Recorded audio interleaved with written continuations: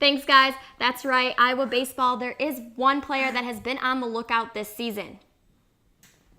Tyler Cropley leads the team.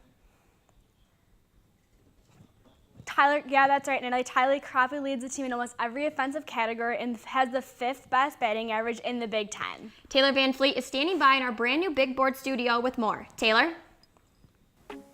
So remember a couple months ago when Hawkeye catcher Tyler Cropley was named to that Johnny Bench Award watch list? The watch list that recognizes the top all-around baseball catchers in the country? Well, it might be time to revisit that topic because this guy has absolutely dominated all season long. Cropley is leading the team in batting average, runs scored, total hits, doubles, and RBIs. 3 quarters into the season, Cropley has an incredible .383 batting average. He leads the team with 62 total hits, and he's got 9 home runs and 43 RBIs on the season. And let's not forget about his huge walk-off home run to take the series against 7th-ranked Michigan a couple weeks ago. Well, I don't know about you guys, but I think this Hawkeye has a pretty good chance of being a finalist for receiving that prestigious Johnny Bench Award at the end of the season. And as we're nearing the end of the season, it will be interesting to see if Cropley can keep playing like he has been and help the Hawks make a dent in the Big Ten tournament and then the NCAA championships. Guys in the studio, back to you.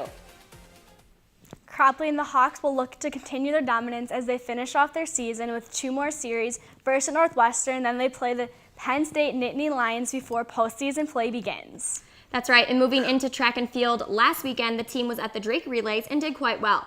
I caught up with these athletes earlier this week to see how they've been preparing for this big weekend.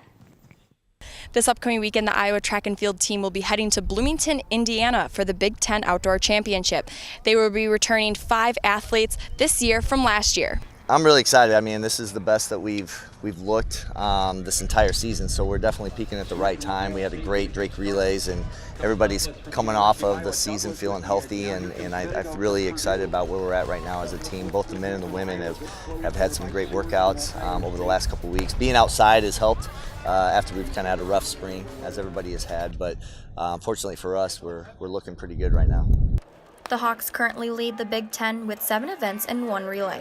And sophomore Laluga Tasaga, who won a title last year, is determined to make her mark this year in Bloomington. Last year it was all about discus, and this time I'm feeling like I can get some points in 2 events. So I'm pretty much peaking in shot, and then we have disc where I'm still sitting at first. So if I can just hit that mark, I just have to watch my back because there's a lot of amazing girls in this conference.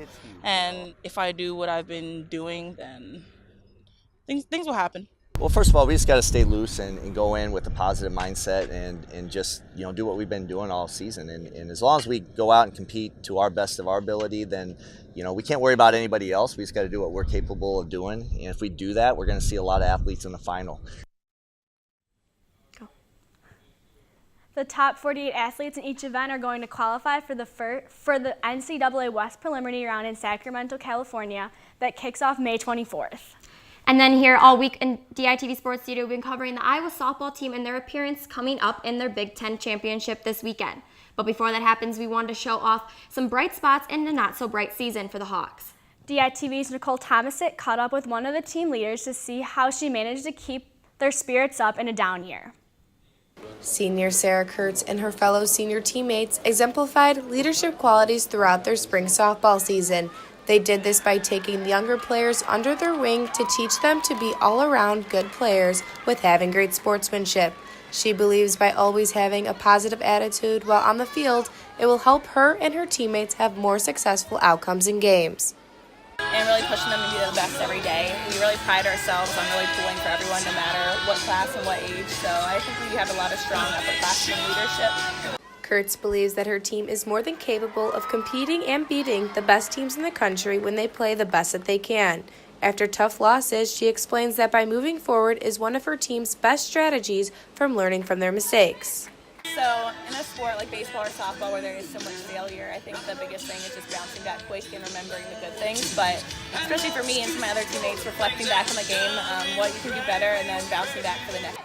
Senior Sarah Kurtz says that by having her team always working hard on the field and off the field, they will become even stronger together. She says practice is what makes perfect, and that is all what senior leader Sarah Kurtz hopes for after she graduates.